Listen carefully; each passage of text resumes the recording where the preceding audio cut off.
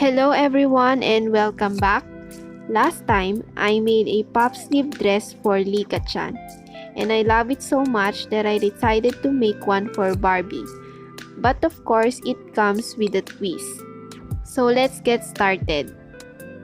I made two different styles of puff sleeve dress, and out of the two, this is the easiest one.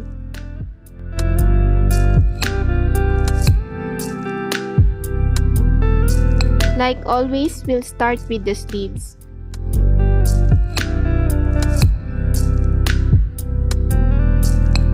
Make 2 or 3 folds at the bottom of the sleeves.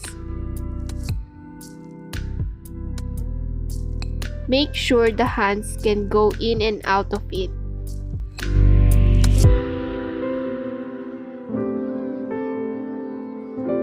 Take the strip of fabric and sew it on the bottom sleeves.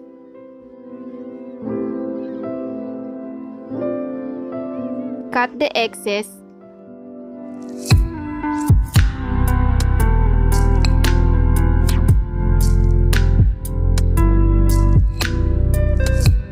And fold to cover the raw edges.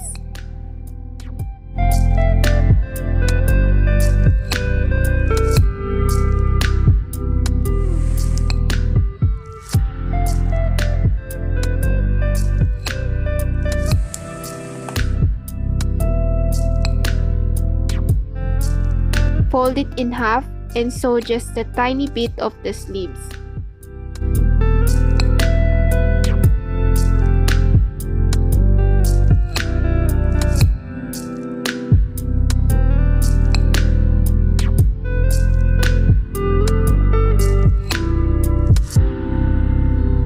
Turn it inside out.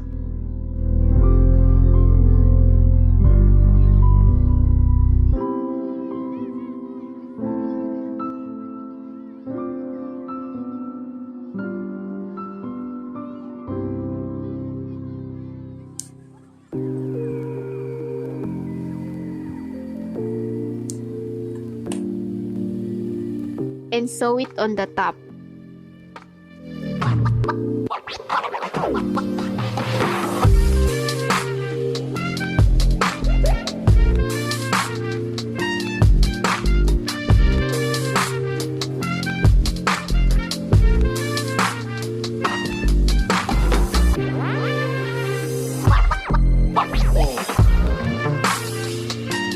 Next is the skirt.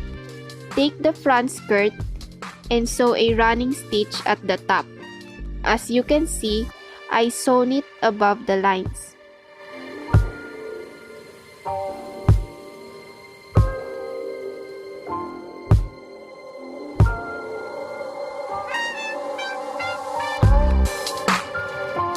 Gather the fabric and stitch the skirt only at the front top.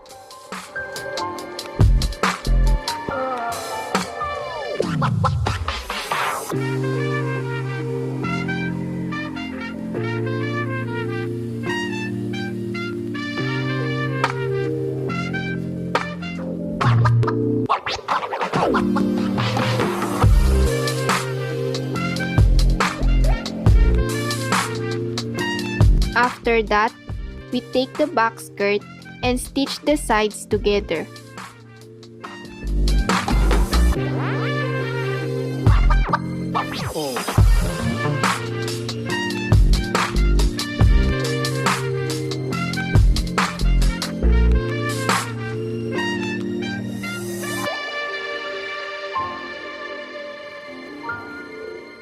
Take a garter and stitch its ends at the top edge we just worked on. Then cover the garter by folding the raw edges.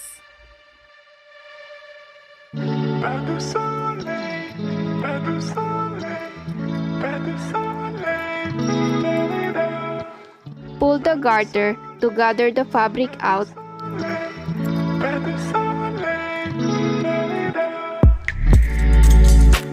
And tie a knot at the end and cut.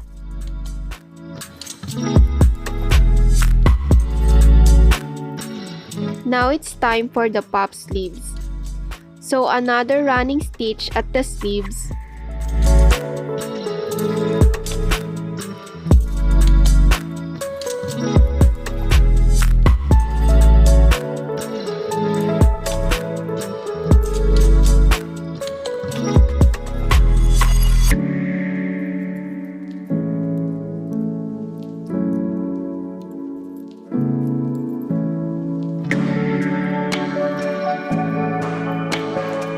Then pull the thread to fit the doll's shoulder. Sew a strip of fabric at the shoulder edges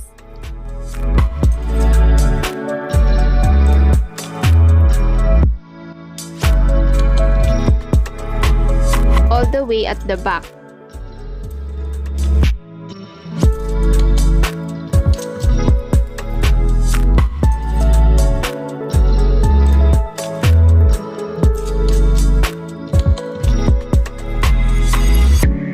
Cut any excess fabric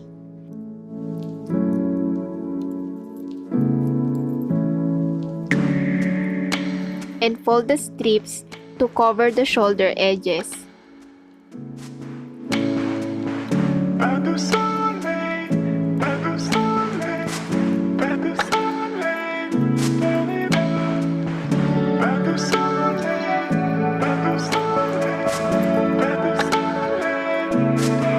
Sew the ends of the sleeves to the top.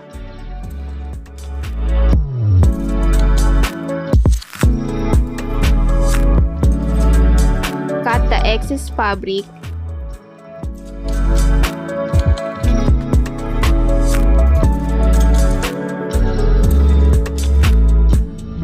Then do the same thing again at the back.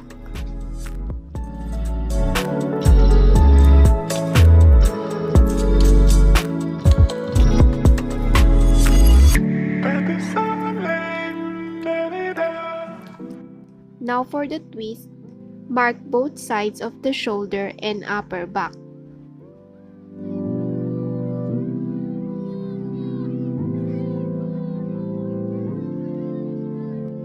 Take a string or embroidery floss and cut 4 strings.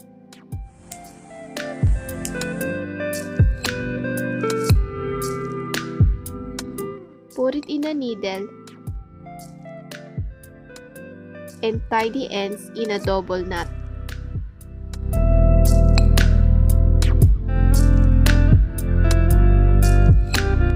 Sew the 4 strings to the parts we marked.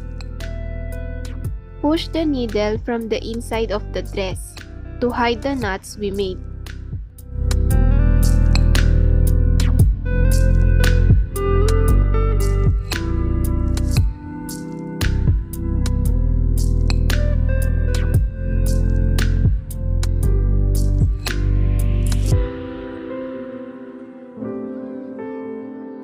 Put it on the doll and tie the strings.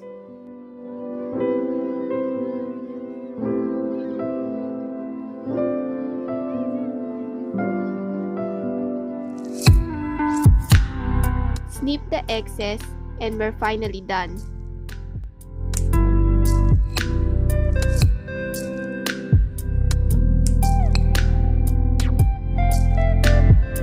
This dress fit not only Barbie but a curvy Barbie as well. If you enjoyed this video, why not give this a like and comment what you think. It greatly helps my channel out. And part 2 of this dress will come out soon. So see you then.